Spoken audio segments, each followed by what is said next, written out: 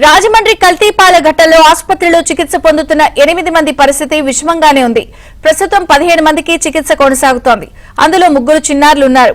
ఈ ఘట్టంలో పాల కల్తీకి పాల్పడినట్లు అనుమానిస్తున్న గణేష్ వినియోగించిన ఫ్రీజర్ ను పోలీసులు ఫోరెన్సిక్ ల్యాబ్ కు తరలించారు.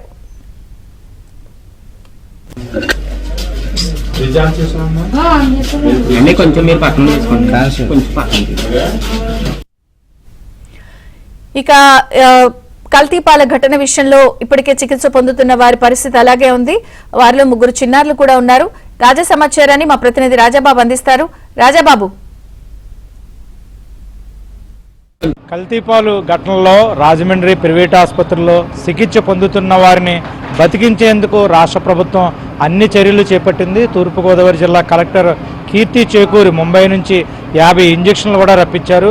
ప్రస్తుతం ఇంజక్షన్లు కూడా ఎవరైతే ప్రైవేట్ ఆసుపత్రిలో వెంటిలేటర్పై చికిత్స పొందుతున్నారో వాళ్ళకి చికిత్స కూడా అందిస్తున్న పరిస్థితి అయితే ఉంది. ఇంజక్షన్లు కూడా చేసినట్టు మనకి సమాచారం అందుతుంది. ముఖ్యంగా చూస్తే కనుక ఈ కల్తీపాలకు సంబంధించి మొత్తం 20 మంది కిడ్నీ వ్యాధికి గురయ్యారు, కిడ్నీ సంబంధిత సమస్యకు గురయ్యారు. కల్తీపాలను తాగిన వాళ్ళు మొత్తం 20 మందిలో కూడా 15 మంది రాజమండ్రిలోని ప్రైవేట్ ఆసుపత్రిలో చికిత్స పొందుతున్నారు. వీళ్ళలో 8 మంది పరిస్థితి విషమంగా ఉంది. ప్రస్తుతం వాళ్ళకి ఆసుపత్రి వైద్యులు చికిత్స అందిస్తున్నారు. 8 మంది వెంటిలేటర్పై ఉంది. వాళ్ళ పరిస్థితి విషమంగా ఉండడంతో వాళ్ళకి మెరుగైన చికిత్స అందించేందుకు కూడా ప్రభుత్వం అన్ని చర్యలు చేపట్టింది.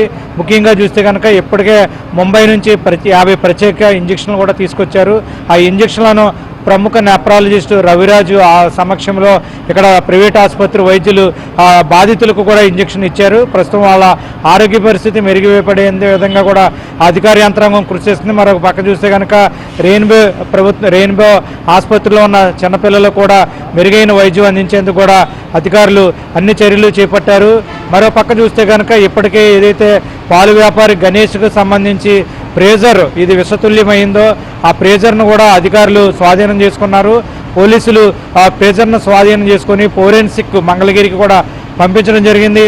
మరో పక్కన గణేష్కు సంబంధించి కస్టడీ ఇవ్వాలని కోరుతూ పోలీసులు కూడా ఆ కోర్టులో పిటిషన్ దాఖలు చేశారు. అంటే గణేష్ను ఇంకా పూర్తి స్థాయిలో విచారణ చేయాల్సి ఉంది.